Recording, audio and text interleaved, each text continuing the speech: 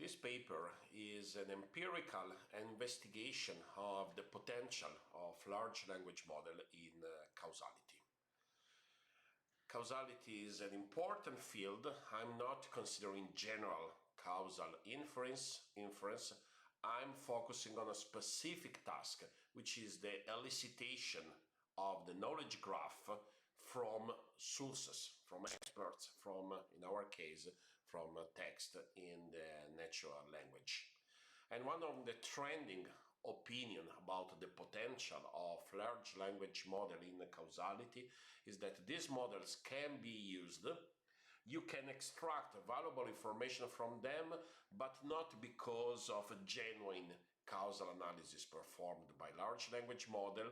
They are just kind of reporting what is originally contained in the training data. So they are considered kind of causal parrots. And somehow the results I'm reporting here are in this line. Okay, we already did some previous work about the extraction of causal graphs from medical abstracts. We got good, relatively good performance, but basically we observed that these systems are very good in finding the right orientation of a causal relation, provided that you already know that there is a causal relation between the two entities. In this paper, we are considering a more challenging task, involving a situation where we don't know whether the two entities we are considering are causally related. And to analyze that, we consider a dataset, a benchmark dataset, where there are sentences involving direct causal relation, conditional causal relation, but also pure correlation without any causal link and lack of relation. And for some deeper analysis, sometimes we just compare correlational against causal sentences. Okay, we are interested in the potential of large language model as zero-shot learners. So we prepare a generic prompt for that, and initially we compare two large language models, use GPT and the open source tool Falcon. And not surprisingly, GPT performs better. This is expected because GPT has more training data, has more parameters. And for this reason, basically, in our deeper analysis, we focus on GPT. And we check, if we check the results for the different classes, we observe, for instance, that conditional causal relations are very challenging. Very often they are mixed with causal, direct causal relation. We have a good recall for direct causal, so direct causal causes are properly recognized.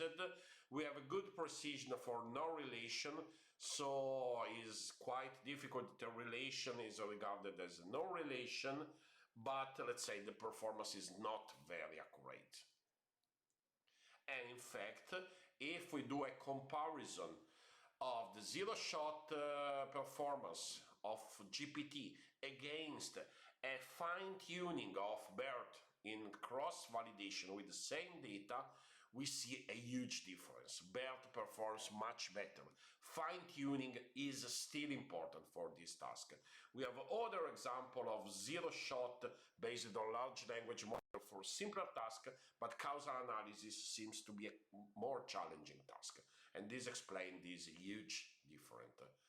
To reduce the difference, we try to help the zero-shot learner with language cues, and this is a popular approach in the recent literature. So we try to explain what the different classes are by an additional text in the prompt. We see an improvement, you can see here an improvement, but still we are far away from the BERT performance, from the fine-tuning performance.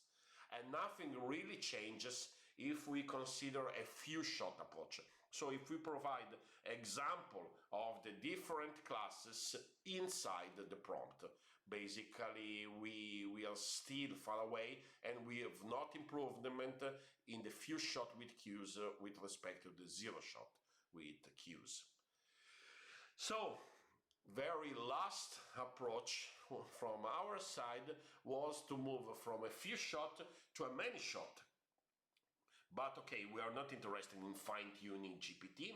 We use BERT for that, so we just add multiple examples with annotation to the prompts. In our test, we consider 500 sentences in the prompt, and we use the same 500 sentences for the training of BERT. And BERT basically has the same performance we observed in terms in the other results for cross-validation. But still, GPT improves compared to the zero shot, but is far away from BERT.